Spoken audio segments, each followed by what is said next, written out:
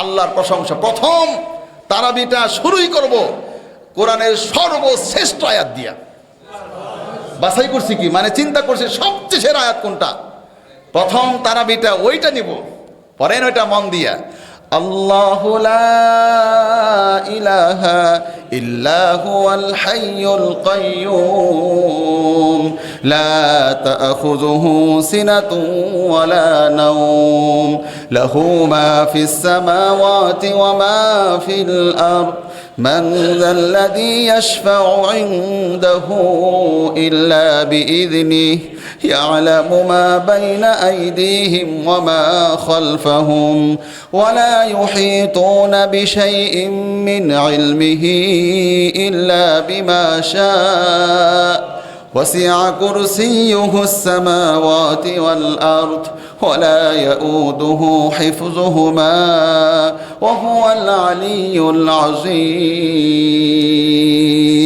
লেখা রাখেন 255 নম্বর আয়াত থেকে 257 নম্বর আয়াত পর্যন্ত প্রথম তারাবিতে এশার নামাজ কি দিয়ে পড়াবো 1.5 মাস আগে মুসল্লি জানায় দিচ্ছি। পুরো রমজানে কি দিয়ে তারাবি পড়বো এই মাহে রমজানে। আবারও বলছি যারা পরে আসছেন, এখন দেখানো হচ্ছে 2026 সালে পুরো মাহে রমজানের মাগরিবের নামাজ, এশার নামাজ, ফজর নামাজ কি দিয়ে পড়বো সব দিচ্ছি, এর বাইরে পড়বো না। অর্থ বলে দিচ্ছি যাতে করে একটু হলো নামাজের স্বাদ বৃদ্ধি পেয়ে যায়। আয়াতুল কুরসি যখন আপনি পড়ছেন আর আমি পড়ছি, দেখেন আমি স্বাদ নেই কেমনি। আয়াতুল কুরসিতে 9টি বাক্য আছে।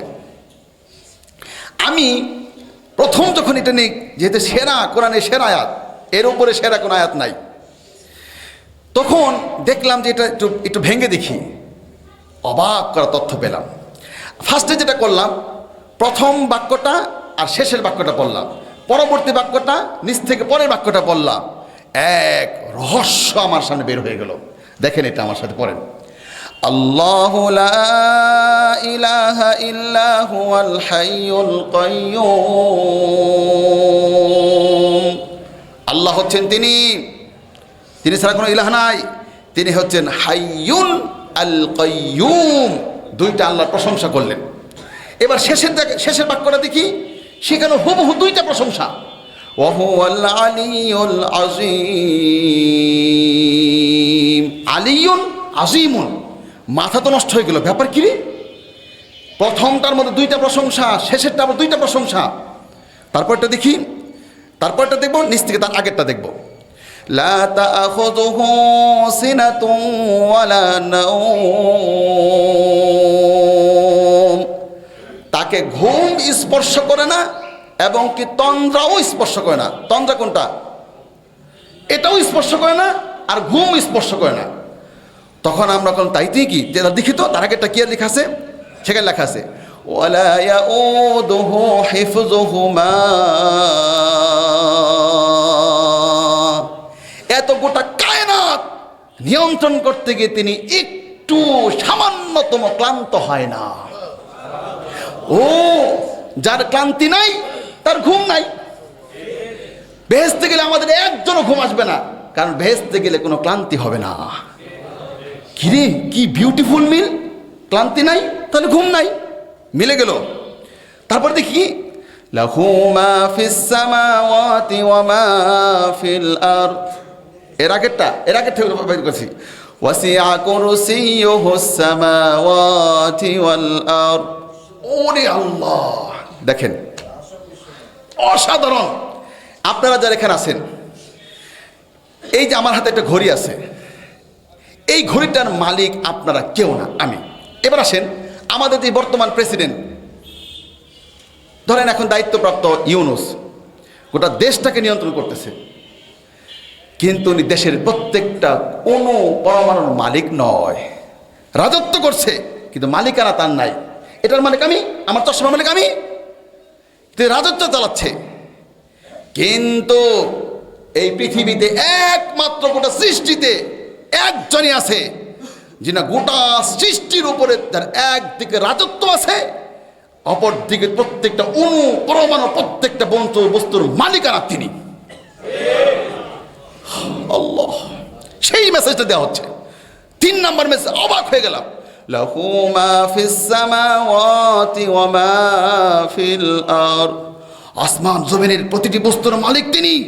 ও আচ্ছা, আর এখানে ওয়াসিআ কুরসিয়ুহুস সামাওয়াতি ওয়াল আরদ, আসমান জমিনের টোটাল তার রাজত্ব, মালিকানা, বাদশাহী একমাত্র তার। মিলে গেল, শরীর বসন্ত দাঁড়াতে শুরু করলো। তারপর কি, ইয়ালামু মান যাল্লাযী ইয়াশফাউ ইনদাহু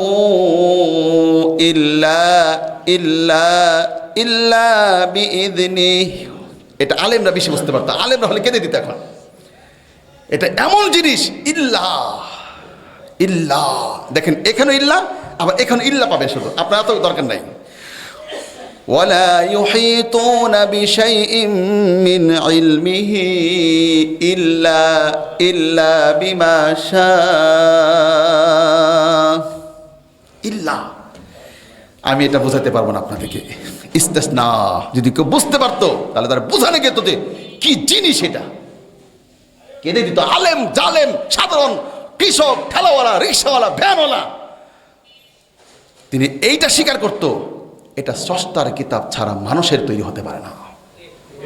এটা 100% বলতো।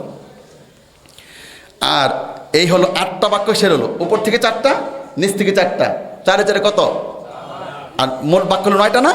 মাঝখানটা আবার কি, মাঝখানটা আমিও মনে করছিলাম যে আমি গবেষণা করে বের করছি, একটু ভালো লাগতেছিল। তখন মাঝখানটা আমার ভালো লাগাটা একটু কমাই দিল। আল্লাহ তো এত বেশি না, নিয়ন্ত্রণে থাকো। ইয়ালামু মা বাইনা আইদিহিম ওয়া মা খালফাহুম, এটা পড়ার পর কোরআন জড়াই ধরছি। ইয়ালামু মা বাইনা আইদিহিম ওয়া মা খালফাহুম, হে আব্দুল হাদ, তিনি জানে, সামনেরটাও জানে, পিছনেরটাও তিনি জানে। তুমি যা বললা, তুমি যা বের করছো, তিনি ঠিকই জানে। ইয়ালামু, জানে, মা বাইনা আইদিহিম, তোমার সামনে, এই আয়াতের সামনে যা বললা, ওমা খালফাহুম, পিছনেরটা, তিনি সবটা জানে। তোমার কাছে নতুন মনে হতে পারে, 7 আকাশের মানের কাছে এগুলো সব পুরাতন, তিন করেছে। আওয়াজ করে কন্যা সুবহানাল্লাহ। প্রথম মাহে রমজানে এইটা দিয়ে এশার নামাজ পড়াবো।